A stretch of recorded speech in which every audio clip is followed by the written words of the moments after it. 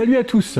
Aujourd'hui on continue l'analyse du trailer de Stranger Things, et bien sûr les théories qui vont avec. Et d'ailleurs avant tout, pour ceux qui tomberaient sur cette vidéo par hasard, je vous invite à regarder la première avant celle-ci. Voilà, je vous mets le lien juste en haut et puis après vous revenez regarder celle-là. Et pour les autres qui ont déjà vu la première vidéo, au passage il devrait y avoir 3 parties pour bien digérer ce trailer, parce que je pense que vous avez vu, il est costaud. Du coup je décalerai sûrement mon point actu Stranger Things habituel à la semaine prochaine. Là je crois qu'on est sur un cas de force majeure. Et donc j'espère vous apporter la dernière partie de cette analyse d'ici samedi. Une analyse qui sera probablement réservée à Eleven, Jane. Donc voilà, on continue à aller un peu plus loin pour percer les mystères de ce magnifique trailer. Et aujourd'hui notamment à propos de Steve, dont ça a beaucoup parlé sur les réseaux sociaux. Mais avant tout, on va commencer avec les images de cette expérience scientifique qui semble avoir mal tourné. Bref, encore des éléments super importants qui nous ont été proposés. Donc on y revient de suite.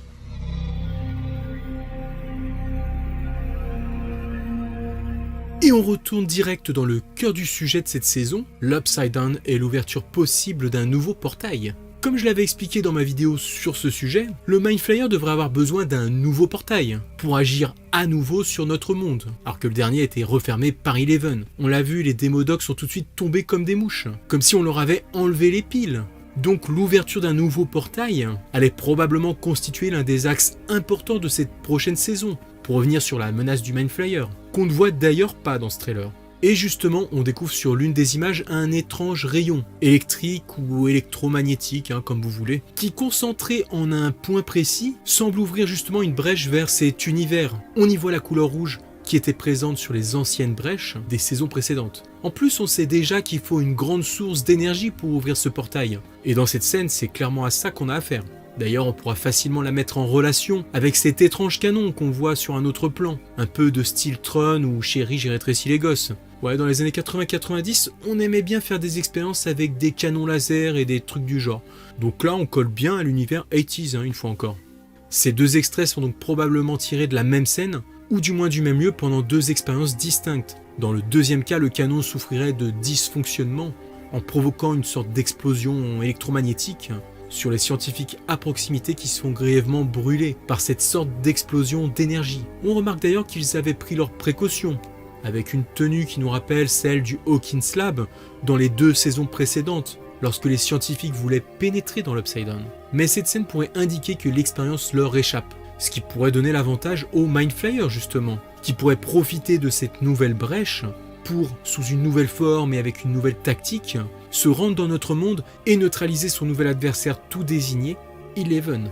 Et oui, car avec les sous-entendus en fin de saison 2, on peut quand même supposer que elle, comme Will, seront les cibles privilégiées de cette entité maléfique. Alors du coup, qui sont ces scientifiques? Aucun indice de plus à ce niveau-là. Cela pourrait être aussi bien une nouvelle expérience secrète américaine, comme la fameuse infiltration des Russes qu'on pourrait s'attendre à voir, qui aurait eu vent de cette histoire d'Upside Down, et qui compterait bien percer les mystères de ce qui a été fait à Hawkins, probablement sous couverture. Pour ça, je m'appuie sur l'indice qui nous avait été laissé dans le tout premier trailer, celui sur le Starcourt Mall. Souvenez-vous, à un moment dans une vitrine, on voit le livre « À la poursuite d'Octobre Rouge », un livre qui évoquait clairement la guerre froide. On a eu aussi toutes sortes de rumeurs par rapport au casting, on l'avait vu ensemble. Après, bien entendu, rien de fondé. On se rappellera aussi du teaser du jour de l'an, avec un élément qu'on pourrait peut-être aussi associer à cette scène, celui de l'ordinateur qui évoquait la Lynx Corp. Sans doute aussi derrière tout ça. Je vous avais retrouvé des photos de tournage avec des fourgonnettes qui seront utilisées par cette entreprise, ce qui nous rappelle là encore le Hawkins Lab sous couvert. Enfin, en allant vraiment spéculer un peu plus jusqu'au bout, peut-être que l'agent spécial façon T-800, qui sera à un moment donné aux prises avec Hopper dans la fête foraine, pourrait faire partie de cette organisation. En tout cas, ce réseau secret semble être l'adversaire, qui sera sans doute mis en cause dans les nouveaux tourments de Hawkins. Bien sûr, n'oublions pas le retour du Dr Brenner qui aurait été annoncé, ou alors d'autres éléments qui pourraient nous faire espérer la venue d'un nouveau sujet, comme Eleven avec des pouvoirs. Voilà, en tout cas pour l'instant ce trailer s'attarde davantage sur les personnages et sur cette nouvelle créature, plus que sur une potentielle nouvelle organisation secrète, gouvernementale ou russe. Mais là où on nous en montre un peu plus, c'est sur l'un des jeunes personnages qui semble en très mauvaise posture et qui justement pourrait être relié à tout ça.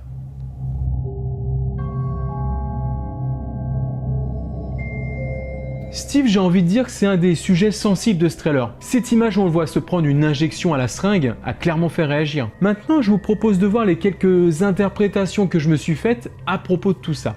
Déjà, ne vous en faites pas, vous avez été très nombreux à me le relayer. Oui, j'ai bien vu l'image où il se faisait injecter un truc de force. Et c'est clair que ça ne présage rien de bon. Je pense d'ailleurs qu'avec toutes vos réactions, c'est sûrement le sujet qui a le plus touché les gens à propos de ce trailer. Bon, avec l'infection de Billy. Déjà, revenons un peu sur la place de ce personnage dans la saison 3. Steve sera au cœur de l'intrigue, de par son nouveau travail de glacier, au cours duquel il va sympathiser avec sa nouvelle collègue Robin. Et on se doute que le Starcourt Mall dans lequel il va travailler sera le théâtre des choses étranges de cette saison. C'est teasé depuis assez longtemps. Et n'oublions pas le titre du dernier épisode de la saison 3. Hein. Voilà, celui-là. Déjà à propos de Steve, ce que l'on peut observer, c'est que comme l'avait annoncé Sean Levy, il sera beaucoup plus proche de Dustin, avec qui il a développé des liens d'amitié à la saison dernière. Et le jeune homme devrait venir lui rendre visite sur son lieu de travail et passer un peu de temps avec lui. Bien sûr, le trailer a été plus qu'explicite à ce sujet. Dustin est sans doute le personnage le plus présent dans ce trailer. Et il semblerait que ses amis pourraient se désintéresser de lui et de ses projets scientifiques. Peut-être est-il jaloux de Lucas, ce qui pourrait justement l'amener à passer plus de temps avec son pote Steve, avec qui il partage le secret d'une coiffure parfaite. Et si on y regarde de plus près, pendant ses visites au Starcourt Mall, le jeune homme devrait profiter du statut d'employé de Steve et de Robin pour traîner et s'amuser un peu avec eux dans le grand centre commercial, après sa fermeture une fois que les gens sont partis. On le remarque dans ce plan où il s'amuse à glisser entre les escalators, comme une sorte de toboggan, mais il n'y a personne aux alentours, le centre commercial paraît fermé. Puis s'il était ouvert, ils auraient peut-être pas le droit de faire ça. Et du coup, il pourrait aussi avoir envie de profiter de ce moment de calme pour aller explorer ce nouvel endroit très attractif, voir un peu ce qui s'y passe en coulisses.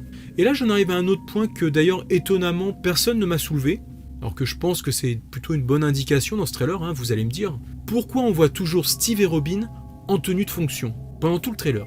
Enfin, je veux dire, quand on bosse quelque part et qu'on doit avoir une tenue spécifique. Après, quand on rentre chez soi, on se change. Et du coup, on pourrait peut-être les voir habillés différemment dans d'autres scènes.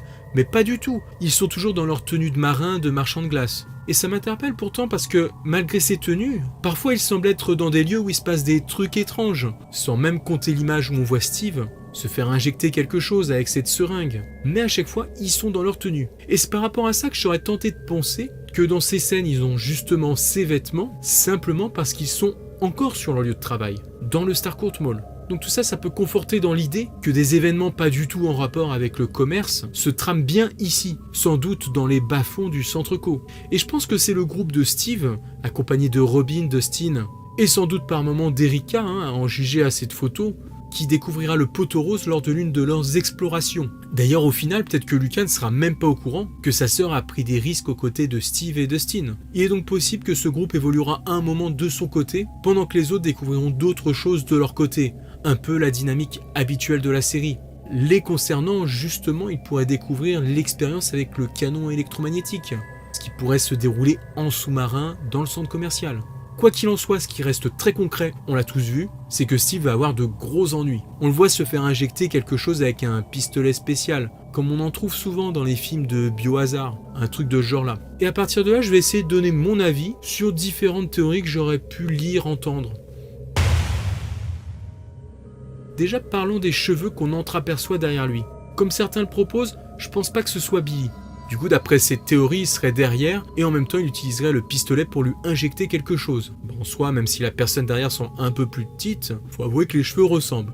En plus, comme Billy va être infecté par un truc, pour avoir envie d'en faire profiter son bon vieux pote Steve.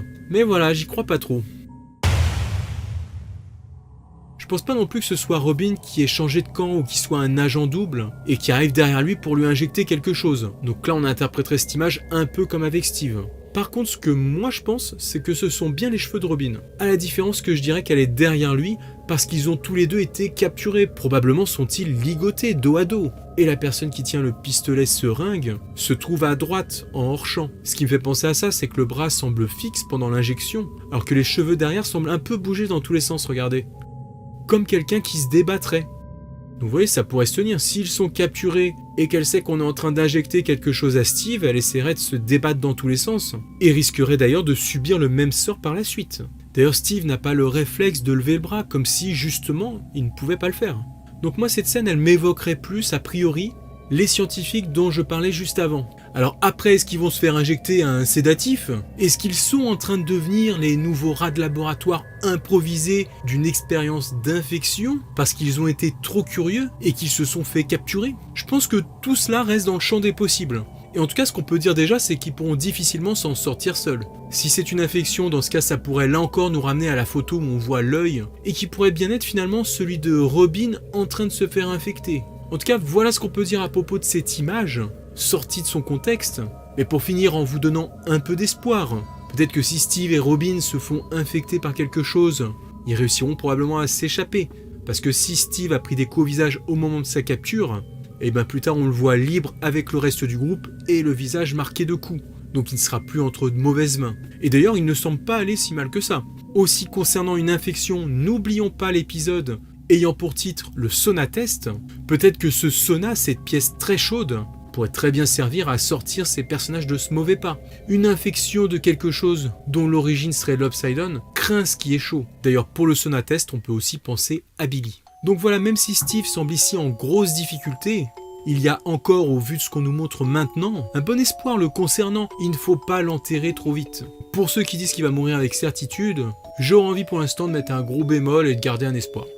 Donc voilà, pour moi, Steve ou d'ailleurs Robin sont effectivement en très mauvaise posture. Et ils sont sans doute à compter parmi les personnages les plus menacés là dans ce trailer. Bien sûr, si vous avez d'autres éléments à ajouter à propos de Steve, Robin, des choses que vous auriez vues, ou une autre interprétation de votre part de tout ça, n'hésitez pas à la faire partager en commentaire. Donc moi je vous laisse là-dessus parce que j'ai encore un peu de boulot. Je vous prépare rapidement la dernière partie de cette analyse et théorie. Si vous regardez cette vidéo un peu plus tard, je vous mets directement à la fin le lien pour la troisième partie. Et puis je vous dis à bientôt, ciao les amis.